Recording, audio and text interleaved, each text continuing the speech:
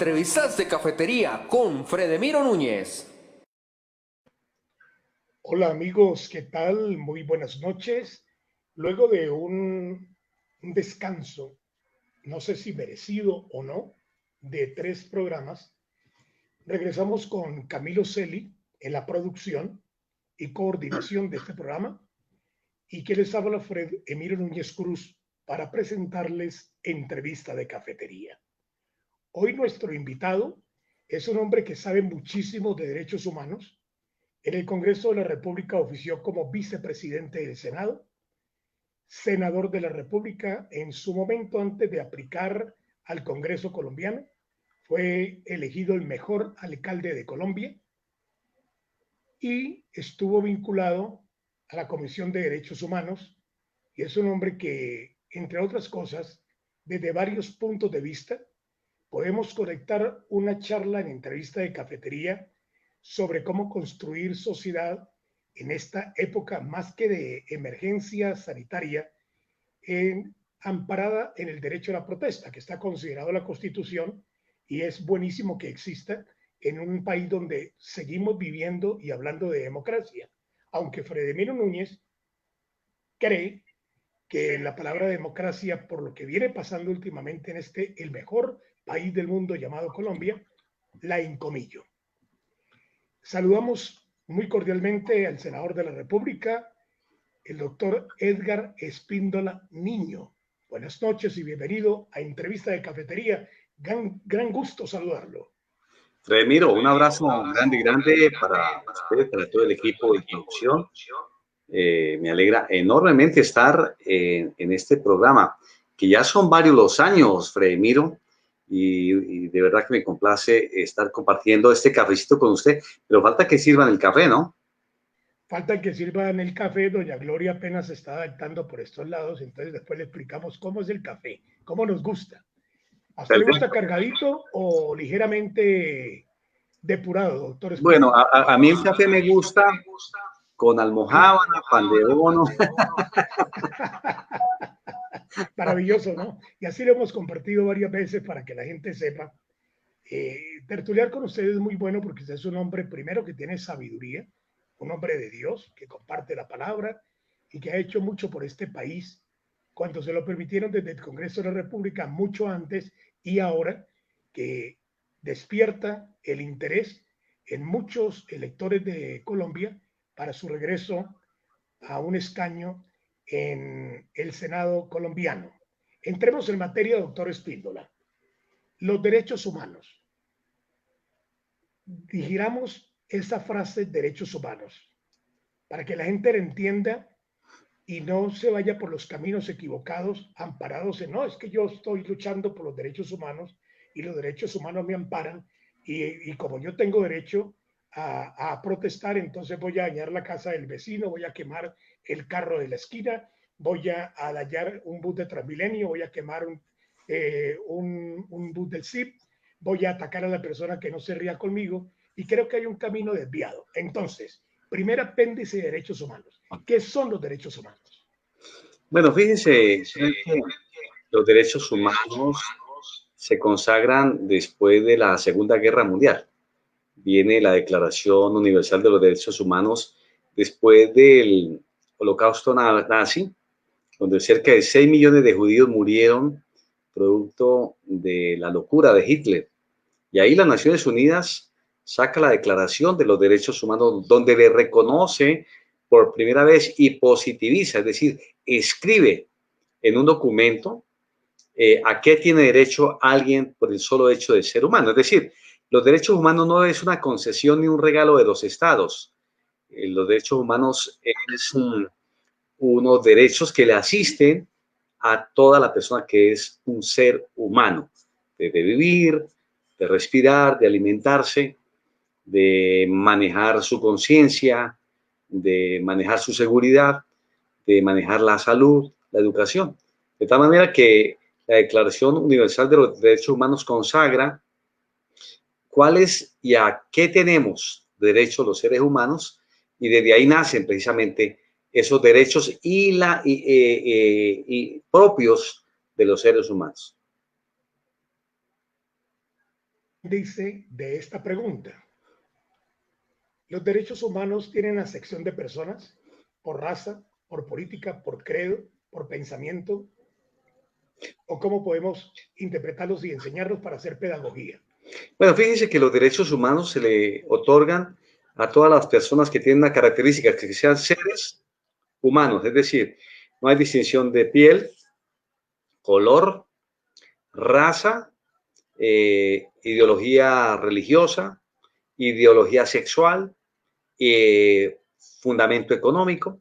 A todos, absolutamente todos los seres humanos se le otorgan los derechos humanos. Y Colombia, que firmó precisamente la Convención Americana de Derechos Humanos, está obligada a cumplir con todos los preceptos allí consagrados para proteger a los derechos humanos. Recordemos que en el derecho constitucional, la Constitución es ley de leyes, norma de normas, pero por encima, diríamos, de la Constitución, o más bien, hace parte del bloque de constitucionalidad los derechos, los acuerdos internacionales, los tratados internacionales. Colombia firmó el Acuerdo Interamericano de Derechos Humanos. En consecuencia, esos derechos humanos quedaron consagrados en la Constitución. Aunque no se mencionen todos, allí quedaron consagrados y le corresponde al Estado colombiano otorgarle garantías, medios y facultades para que el Estado como tal le pueda garantizar a los ciudadanos que hacen parte de este Estado, que es el Estado colombiano, de los correspondientes derechos consagrados en la Declaración Universal de los Derechos Humanos. Y el tercer y último apéndice de la pregunta principal: ¿los derechos humanos son garantes y se pueden aplicar en países democráticos, en países que son regidos por un sistema diferente a la democracia? Elección popular, elección por un parlamento, donde hay un principado y tantos otros sistemas de gobierno que existen sobre la faz de la tierra, o discrimina algún gobierno. Fíjense que los derechos humanos pues deben estar consagrados para todos los seres humanos, pero recordemos que la Convención Americana de Derechos Humanos obliga fundamentalmente a aplicarlos a aquellos estados que han firmado esta convención. En consecuencia, hay muchos regímenes dictatoriales que en el mundo no firmaron la Convención de Derechos Humanos. En consecuencia, las Naciones Unidas ni las Cortes Internacionales tienen las herramientas para exigirle el cumplimiento con los gobernados. Sin embargo, en los gobiernos democráticos, por ley y por norma, se entiende que los derechos humanos son base fundamental del desarrollo económico, social y político de esos estados. En los regímenes dictatoriales, por supuesto, allí no se respetan, no se tiene en cuenta ni la vida, ni la honra, ni los bienes, ni la conciencia, ni la cultura, ni los bienes culturales, ni sociales, ni políticos de quienes hacen parte de ese Estado. Entonces, entendemos que los derechos humanos están aplicados mayormente a los regímenes o a los estados cuyo forma de gobierno un gobierno demócrata. Un camino del recuerdo. Creo que el primer gran violador de los derechos humanos, en época que pertenece a nuestra generación, doctor Espíndola, en el África, Idi Amin Dada, que era un hombre que aplicaba la política a su manera de pensar. No existían códigos para él y era amigo de la antropofagia. Y a nivel de América Latina, podríamos hablar de Hugo Chávez Frías, del actual presidente del país vecino venezolano que reemplazó a Chávez Frías, que es el señor Maduro. No se escapa de ello Bolivia, un tanto el régimen que precedió al actual presidente de Ecuador, y también Nicaragua, con el señor Ortega. En Colombia se ha pensado que si usted compra un bulto de naranja y una naranja está podrida, entonces la gente fantasmagóricamente dice el bulto de naranja no sirve. Y la solución sería botar la naranja podrida y quedarse con el resto de naranjas del bulto. Vamos a tocar los derechos humanos con lo que está pasando con la Policía Nacional en Colombia. Una institución fundada hace más de 100 años y donde la familia Gilibert tuvo mucho que ver con el nacimiento de la institución. Y hoy, por dos señores vestidos de verde, cuyo uniforme les quedó grande, que violaron las normas y la ley y las conductas que aplica la institución policial, que yo soy de los que comparto que no debe salir del lugar donde está, porque una policía politizada sería mortal para el país, como retornaron los años de la violencia. Entonces, esas dos naranjas podridas de la policía, y la gente muy deportivamente dice, la policía. ¿Qué tal si nosotros aprendemos a interpretar los derechos humanos y que las responsabilidades son individuales? ¿Cuál es su opinión sobre esto, doctor Espíndola? Claro que sí. Yo creo que estos días donde el debate está sobre la mesa frente al tema de la policía, más por lo que pasó con un señor estudiante que de una u otra forma tuvo algún altercado con la policía, y que todos los colombianos saben lo que sucedió, pues se ha llegado a cuestionar el papel de la policía. Y claro, hay que mencionar que los derechos humanos en Colombia pues son transversales, es decir, todas las instituciones están obligadas a aplicar los derechos humanos. No solamente la policía, el ejército, por ejemplo. En el ejército está la escuela de doctrina, y diríamos está el centro de doctrina. Y en el centro de doctrina producen la doctrina, que son las reglas que de una u otra forma conducen el accionar de los militares, en este caso del ejército. Y este fue avalado por la Cruz Roja Internacional, porque lo que le querían hacer era una validación frente a los derechos humanos. Y la Cruz Roja Internacional avaló que el centro de doctrina y la doctrina Damasco en particular, que es la que rige al ejército, pues cumple con todos los estándares de la Cruz Roja Internacional en materia de derechos humanos. Recordemos que la Cruz Roja Internacional o el CICR es una institución que garantiza, por supuesto, que los derechos humanos se apliquen. En las guerras, por ejemplo, está el derecho internacional humanitario, que es el derecho de la guerra. Pero cuando no hay una guerra, sino que estamos en normalidad, pues se aplican los derechos humanos, que son dos vertientes, ¿no? El derecho internacional humanitario al tema de conflictos armados entre estados, y los derechos humanos, que es el que se aplica en estados en convivencia, y que todas las instituciones tienen que ser garantes. En este caso, la Policía Nacional de Colombia, que tiene una trayectoria muy importante, una institución apreciada y querida por los colombianos, pues cumple ese papel, cumple el papel de ser garante de los derechos humanos. Seguramente hay muchos que en un momento determinado no los aplican, como seguramente por equivocación o por algún error, algún médico receta una fórmula que no es, o un arquitecto se le cae un muro, o a un profesor no califica bien un examen o un trabajo de algún alumno. Así pasa con la policía. Pero en términos generales, los derechos humanos hacen parte precisamente de la Policía Nacional de Colombia.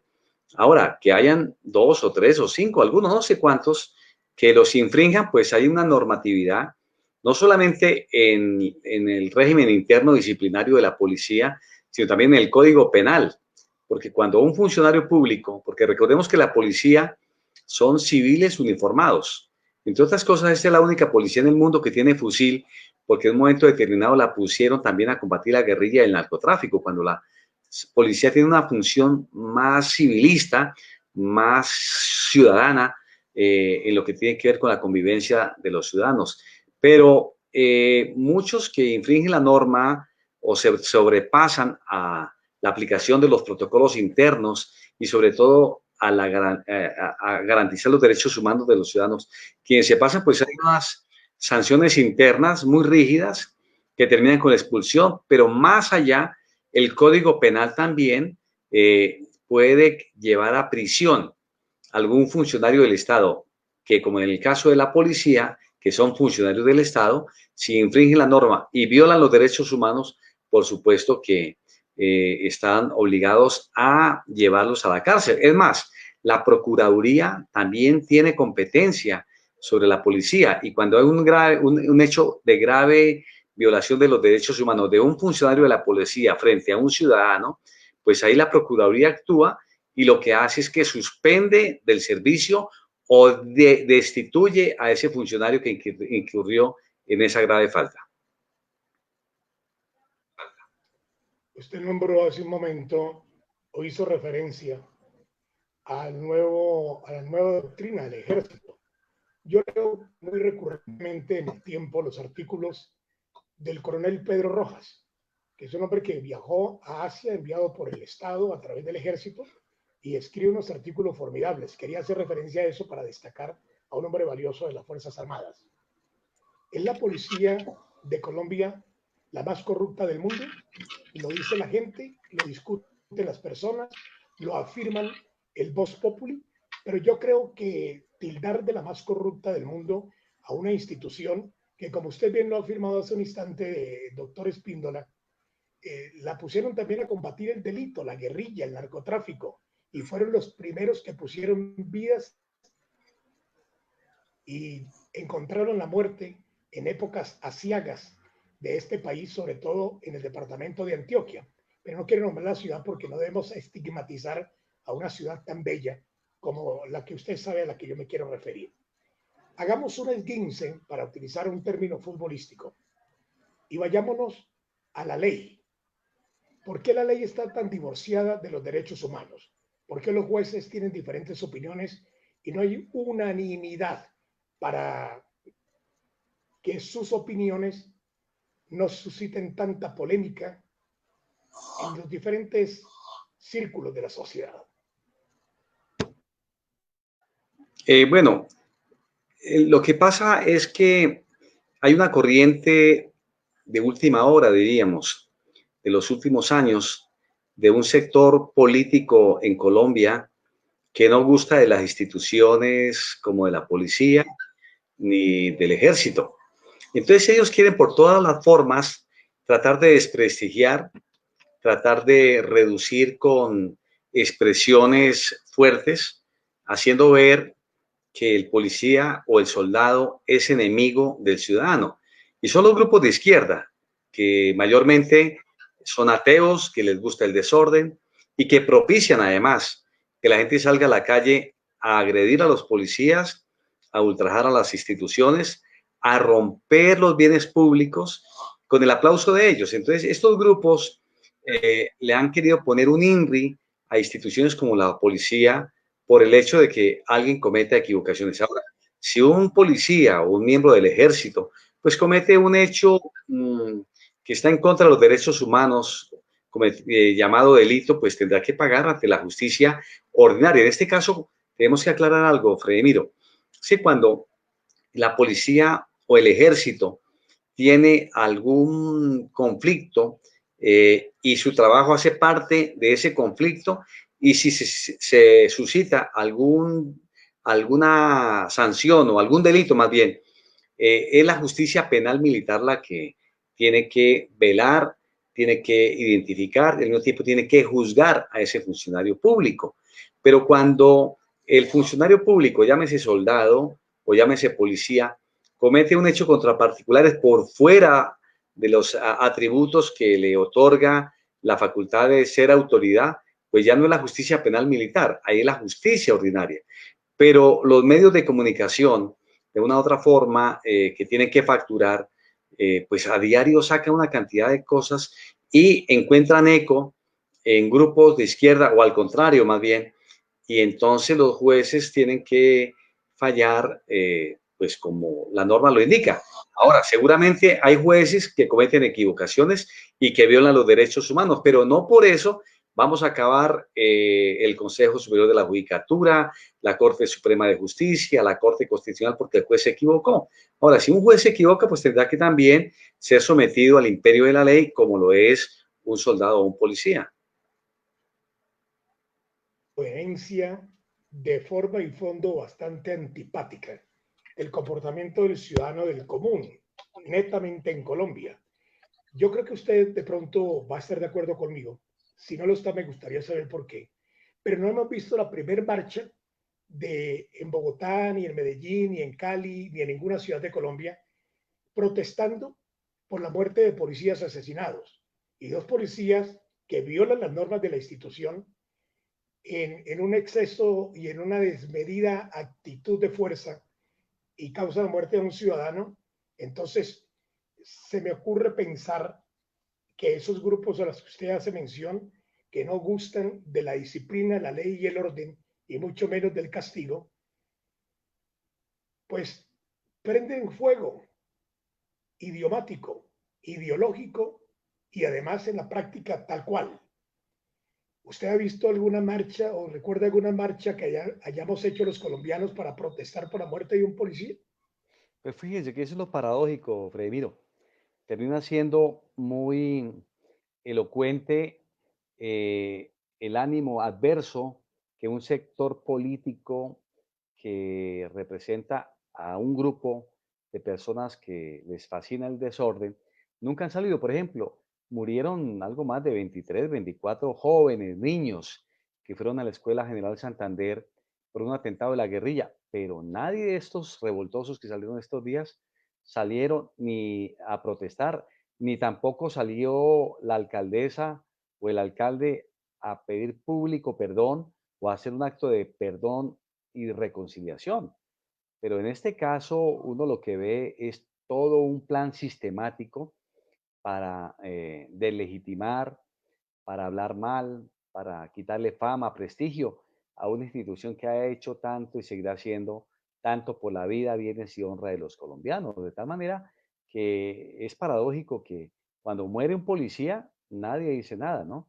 Pero cuando muere otra persona, pues salga la gente desaforada, algún grupo, no todos, por supuesto, a romper y a convertir esto en un hecho vandálico y un hecho terrorista, porque lo que vimos los pasados días en Bogotá y en parte de Colombia no es una protesta, es un acto de terror que el gobierno tiene que, por supuesto, reprobar. Y yo aspiro que la señora alcaldesa de Bogotá salga a reprobar. Yo no sé, Fredemiro, si es que yo no he visto noticias, pero no he visto la primera declaración de Claudia López, alcaldesa de Bogotá, públicamente para decir que esos hechos son vandálicos, que los reprueba y que todo el peso de la ley caerá sobre estos vándalos. Yo no lo he escuchado, es posible que eso haya pasado, pero no he visto noticias, Fredemiro.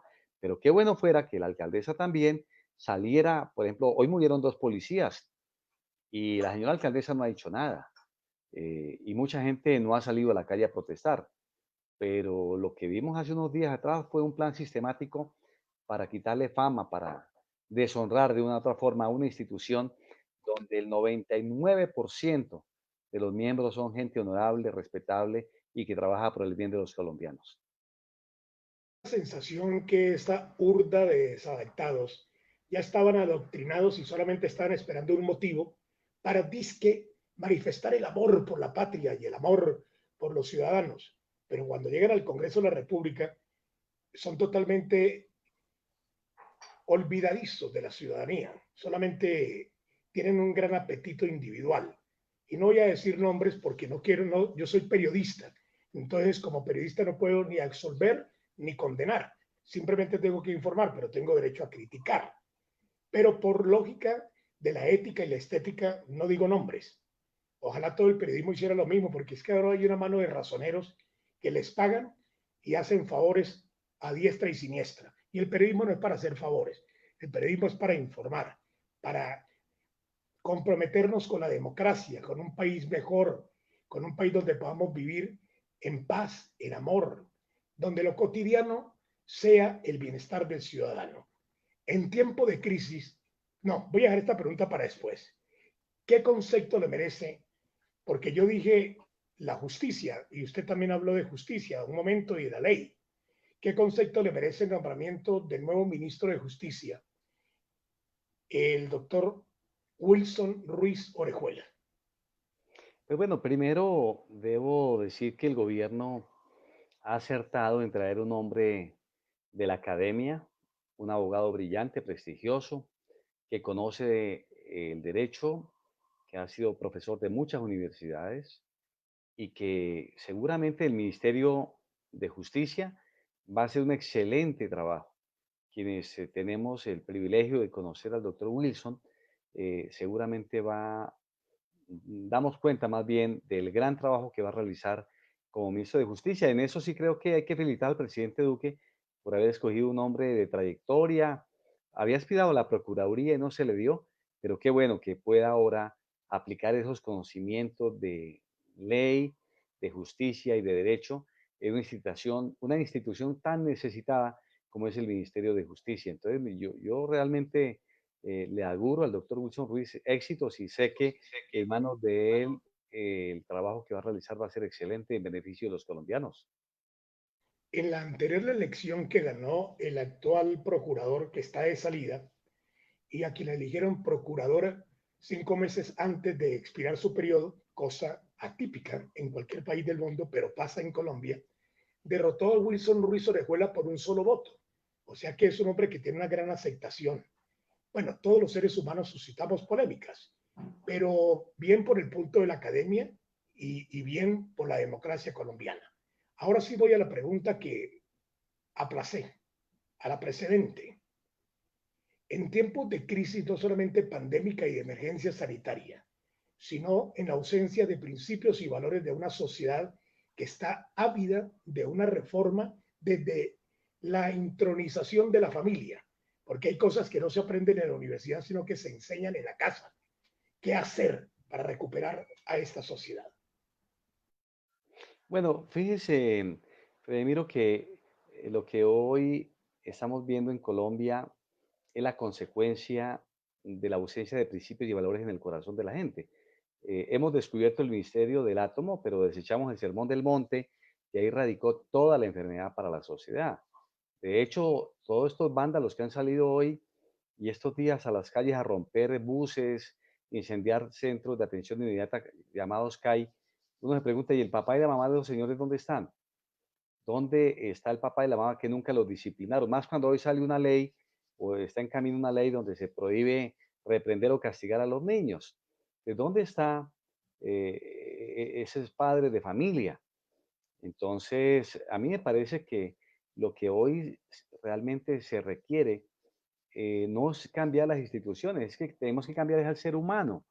El gran problema es que todos los ciudadanos le echamos la culpa o a las clínicas, o le echamos la culpa al ejército, o a la policía, o al gobierno, pero nunca nos echamos la culpa a nosotros mismos. El gran problema es que en el corazón de esta sociedad no hay principios y valores, o por lo menos se han venido desdibujando, se han venido evaporando, y lo que estamos viendo hoy no es más que esa consecuencia. Por eso yo creo que este país tiene esperanza cuando volvamos a los principios y a los valores cristianos, que la gente tenga a Dios en primer lugar en su vida, en su hogar, en su familia. Y entonces así vamos a ver un mundo en orden. Dios es un Dios de orden. El enemigo es el que es uno de desorden, un Dios con minúscula de desorden. De tal manera que hoy lo que se hace con urgencia es hacer una gran reingeniería en el corazón y en la vida de todos los seres humanos.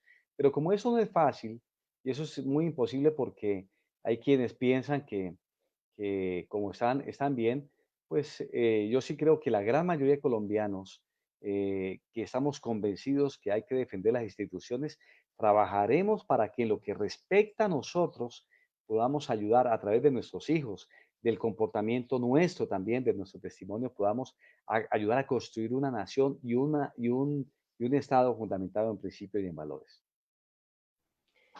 Vamos a hacer memoria de lo que sucedió con la atomización de los principios y valores.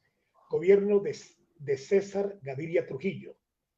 En su gobierno, él propuso el libre desarrollo de la personalidad.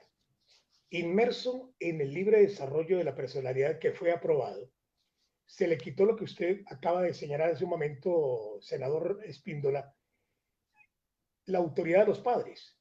Y comenzó a ser un delito corregir el hijo.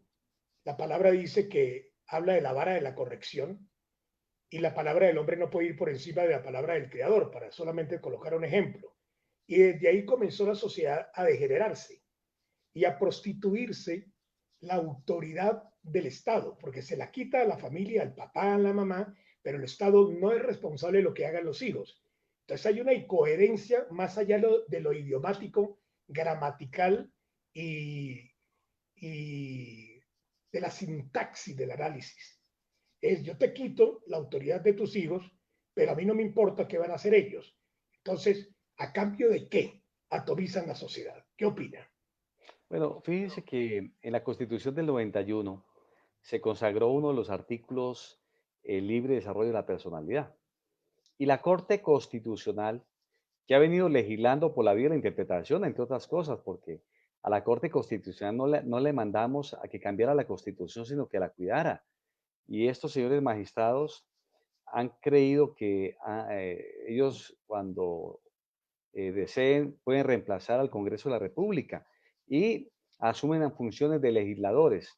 Y por eso el libre desarrollo de la personalidad, supuestamente en un fallo de Carlos Gaviria, el magistrado que ya falleció, que él era del polo democrático, entre otras cosas, argumenta que la marihuana se puede consumir y la dosis mínima se puede consumir en virtud del mal llamado libre desarrollo de la personalidad. Y es que muchos cayeron en la drogadicción, amparados de una u otra forma por esta sentencia de Carlos Gaviria Díaz. Pero recordemos que el libre desarrollo de la personalidad no se puede predicar suelto. De los principios fundamentales de la Constitución del 91, se da cuenta de que el Estado tiene que promover acciones que edifiquen, que construyan bajo la dignidad y el respeto al ser humano. Es decir, que cualquier sentencia que no esté respetando la dignidad y el desarrollo del ser humano, pues no puede ser bien recibida. Pero el señor Carlos Gaviria, acompañado por los magistrados de ese entonces, pues la aprobaron. Es que yo no puedo darle una interpretación diferente a un artículo constitucional, sino aquel que busque siempre el sanar, el fortalecer, el enriquecer, el elevar de nivel en condiciones de vida, de salud, de bienes al ciudadano y no al contrario, que se degenere, porque todo el mundo sabe que la droga, la marihuana, degenera, enferma, mata, destruye. En consecuencia, el libre desarrollo de la personalidad no se puede predicar de acciones que degeneren y que maten. Se debe predicar de acciones que fortalezcan y motiven a vivir a la gente. Pero en ese caso del libre desarrollo de la personalidad, como lo explicó Gaviria en su momento, pues hizo todo lo contrario, porque aquí los señores de la Corte se han dedicado a legislar por la vía de la interpretación. Sí, entre otras cosas, recordemos que Carlos Gaviria se hizo tristemente célebre para la profesión del periodista, porque él fue el garante de la mala noticia que el periodismo no era una profesión, sino un simple oficio, para hacerle favores no sé a qué empresario de radio, y entonces nos disminuyeron. Sin embargo, las universidades siguen haciendo el gran negocio de preparar disque periodistas, disque comunicadores sociales, para él, lo dijo en su momento, y para mí es valedero que la academia siga formando periodistas y comunicadores sociales en virtud de las exigencias de los nuevos tiempos, de la globalización, de la apertura económica y además de que el mundo ahora se volvió como una canica. Le podemos dar la vuelta en cuestión de segundos a través de la virtualidad. Doctor Edgar Espíndola, usted estuvo en el Congreso de la República e hizo una hermosísima labor que debe seguirse aplaudiendo hoy en día porque usted salió del Congreso y nadie retomó su bandera. Y no es asunto de política, es asunto de corazón y sentido de pertenencia por el hermano.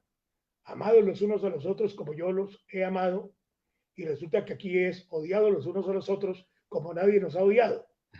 Y usted iba a las cárceles, le hacía mandados a los presos, a los condenados, a los no condenados. ¿Cómo hacer para que se retome esta política y de que el preso, mientras no sea condenado, tiene todos los derechos como un ciudadano común y corriente? Pues fíjese, Fred, el tema penitenciario, que de una u otra forma ha sido visto por un problema, como un problema por el Estado colombiano, es un tema que no lo podemos ver de soslayo. De hecho, en la Comisión de Derechos Humanos, de la cual tuve el honor de ser su presidente durante varios años, implementamos en varias cárceles de Colombia el Observatorio de Derechos Humanos para que a esos ciudadanos que habían cometido un error, que estaban pagando por una culpa, pagando porque fueron víctimas de su propia debilidad, pues no le vulneraran los derechos humanos. Si bien es cierto, el Estado colombiano y la sociedad a través del Estado estaba quitándole su libertad como una paga por el delito que cometieron, pues tampoco se podían quitarle otros derechos humanos y fundamentales que tenían allí. y seguimos visitando las cárceles. De hecho, en ese entonces implementamos un programa de radio dirigido a los presos de Colombia y a su familia que llama Sendas de Libertad. Ya son 7 años continuos, Fredemiro, que estamos haciendo programa de radio por la cadena radial auténtica todos los lunes de 1 a 2 de la tarde. Y seguimos ahí hablándole a los presos, dándole palabra, con los abogados asesorándolos jurídicamente, pero dándoles una palabra de vida y de esperanza que solamente el Señor puede dar a aquellos que le abren el corazón, porque la verdadera libertad no es estar fuera de una cárcel, verdadera libertad es lograr sobreponerse a las debilidades del pecado. Estar preso en cuatro paredes no significa que esté presa la persona. La gente está presa más bien en sus delitos, en sus vicios, en su concupiscencia. Pero seguimos trabajando en las cárceles de Colombia sabiendo que es una población que merece una oportunidad. Mire, yo creo que el Estado colombiano debería convertir las cárceles en universidades. ¿Cómo lograr allí llevar a una persona que tiene una disfunción, diríamos, o que cometió un error? ¿Cómo llevarlo a un nivel para que cuando salga de la cárcel sea un ciudadano que se pueda incorporar fácilmente al sistema productivo de la nación? Y no lo que está pasando hoy en día, que por una ausencia de una política seria de principios y valores, de resocialización, quienes llegan allí por un delito salen con una maestría y con un doctorado en más delitos. Pero yo creo que hay esperanza para los presos de Colombia en la medida que el Estado colombiano no mire las cárceles como un problema y lo vea como una oportunidad. Hay que darle todo un cambio. Es que Colombia es de uno de los países que tienen cuatro paredes de cárcel, pero no se preocupa de una u otra forma por implementar otros modelos que podrían sancionar a quien comete un delito, ejemplarmente sancionarlo, pero también reivindicarle sus valores familiares y personales para que se incorpore fácilmente al seno de una sociedad. Y la resocialización de esos colombianos va en contravía en muchos sentidos. Por ejemplo, hay violación del derecho a la equidad. Muchos personajes de la vida pública van a la cárcel por algún motivo y les dan un trato de ciudadanos de décima categoría, ¿no? De primerísima categoría, mientras que un ciudadano del común y corriente es de décima 20 categoría. Entonces no hay equidad. Aquí es un país donde la justicia es muy parecida a una prenda hermosísima que se construye en Boyacá con manos artesanas divinas como es la ruana.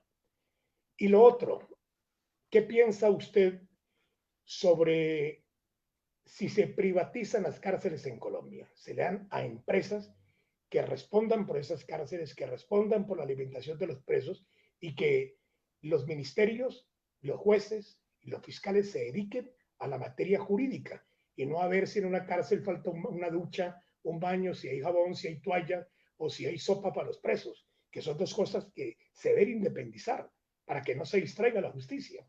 Claro, yo creo que el Estado colombiano debería ser práctico, debería ser versátil en lo que tiene que ver con la implementación del sistema carcelario en Colombia. Debería aprobarse, por ejemplo, cárceles privadas, donde organizaciones privadas le prestan el servicio al Estado y permiten que haya un grupo de ciudadanos allí pagando por una pena o pagando por un delito y obviamente en el marco de la normatividad colombiana y lo que dicen los jueces de garantía, pero que también esta empresa le responda al Estado porque no hubo agua o porque no hubo luz o porque no está haciendo las adecuaciones correspondientes. Terminaría siendo más digno para quienes están en las cárceles colombianas que fueran los particulares los que prestaran, como en otros países, por ejemplo en Chile y en otros países hay empresas que le prestan ese servicio al Estado colombiano y creo que mejoraría muchísimo y que se haga un acuerdo con las iglesias cristianas. Yo sí creo que el Estado colombiano tiene que hacer un acuerdo con tantas iglesias que todos los días van a las cárceles sin cobrar 5 centavos. Van a predicar la palabra, a brindarle atención psicológica, terapéutica a hombres y mujeres que están detenidos.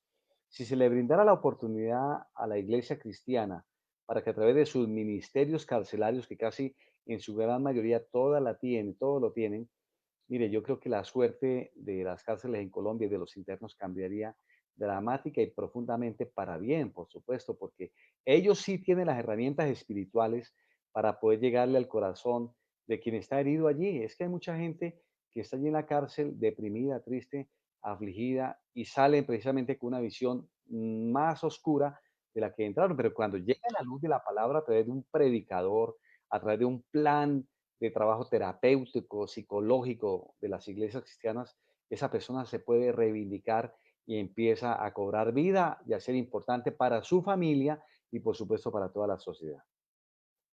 Y además de los cristianos también hay monjas, hay Sí, sacerdotes, señor, sí, señor. misioneros que Sí, tienen ese ministerio sí, carcelario, ¿no? hombres y mujeres de fe en Colombia. Hay que llamar a todos los hombres y mujeres de fe en Colombia, es cierto. Hay sacerdotes, monjas, gente muy querida que sirve con amor y compasión a este grupo de seres y personas que están allí, diríamos, entre rejas y abandonadas muchas veces por el Estado. Pues doctor Espíndola, gracias por contestar este mini cuestionario que preparamos con Camilo Celi para su señoría hoy en entrevista de cafetería. Y los últimos minutos los quiero dedicar a Edgar Espíndola. ¿Vuelve usted por lo fuerte de la política? Bueno, yo estoy haciendo política, diríamos que de la Constitución de 1991, cuando apenas siendo estudiante de la universidad, ayudaba a repartir volantes, a hacer reuniones, porque yo creo que los cristianos en su momento teníamos una oportunidad de llevar dos constituyentes, como fue Jaime Ortiz Hurtado y Arturo Mejía Borda, para que de la Constitución también se garantizaran derechos en beneficio de la población cristiana. Es que los cristianos en Colombia, desde lo Constitución del 91 hacia atrás, éramos considerados ciudadanos de cuarta, quinta categoría. Antiguamente, para que los jóvenes estudiaran, le pedían el registro de bautismo, no el registro civil. Era una clara violación a los derechos humanos por ser cristianos de una denominación diferente a la tradicional. Y desde ahí fui al consejo, me lancé a la asamblea, fui alcalde, estuve en el Senado. Esto es una pasión por servir. Yo miro mi trabajo político como un ministerio de servicio del pueblo cristiano en la vida nacional, de cómo en algo podemos ayudar a cambiar la sociedad con un grano de arena, por lo menos, con una palabra poderosa del Señor, cómo podemos implementar una política pública que el Señor dejó en su palabra para que los colombianos vivan de una forma mejor, de tal manera que nosotros seguimos en el tema público. No, en la pasada no logramos la credencial, quedamos por fuera del Senado, pero eso no ha sido óbice para no seguir trabajando. Seguimos trabajando con el programa de televisión Audiencias, que es de derechos humanos, con el programa de radio, y seguimos visitando las regiones y aspiramos continuar en nuestro tema público. Alguien dijo que aquel monaguillo, todo aquel que se metió a monaguillo lo hizo porque debería estar pensando en ser papa.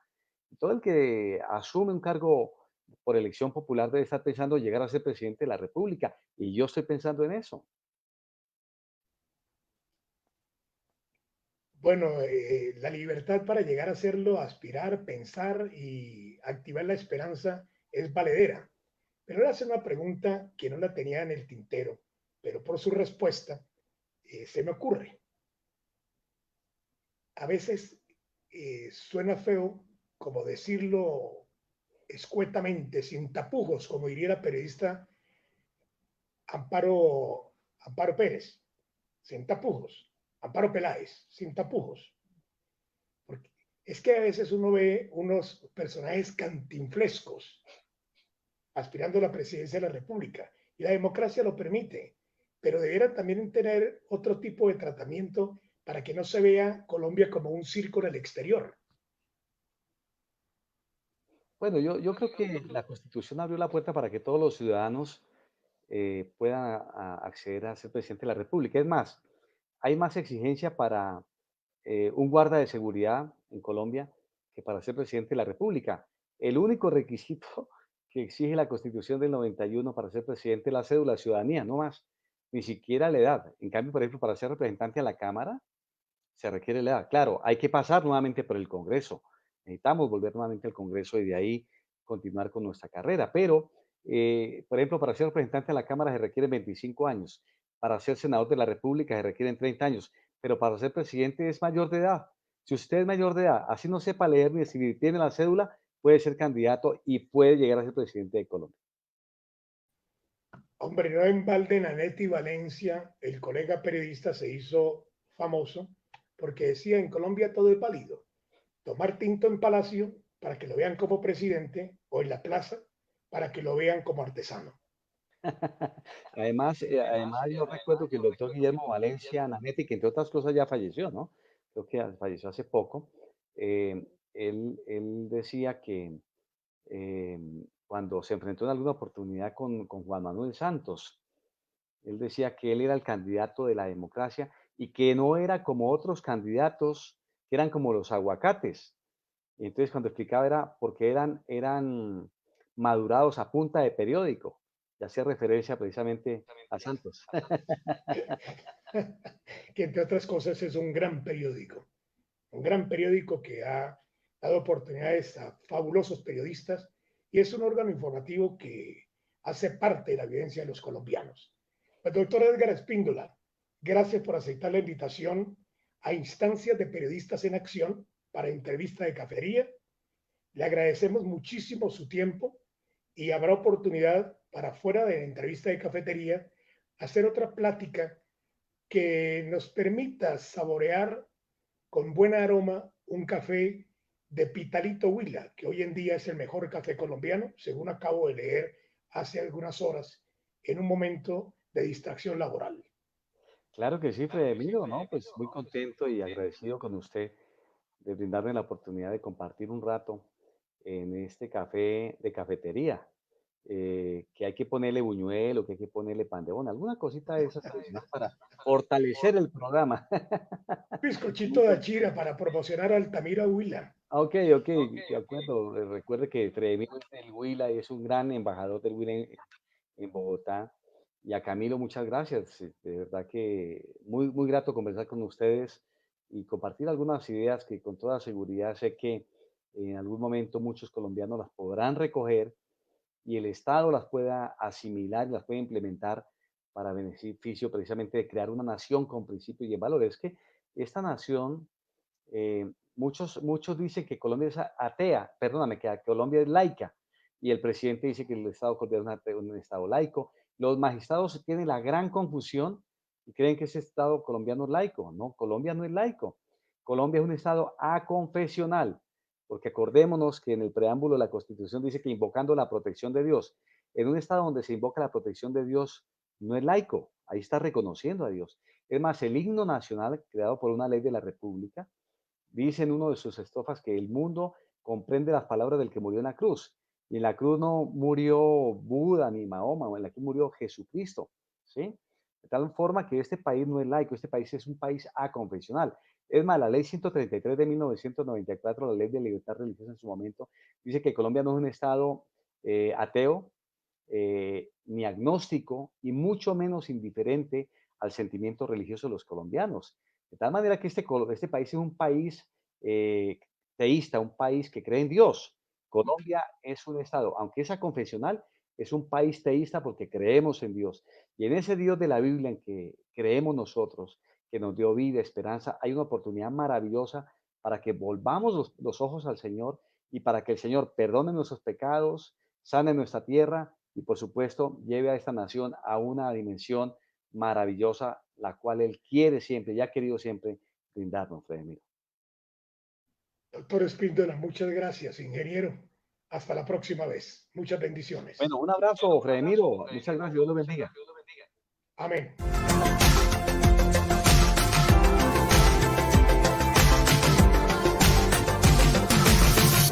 Entrevistas de cafetería con Fredemiro Núñez.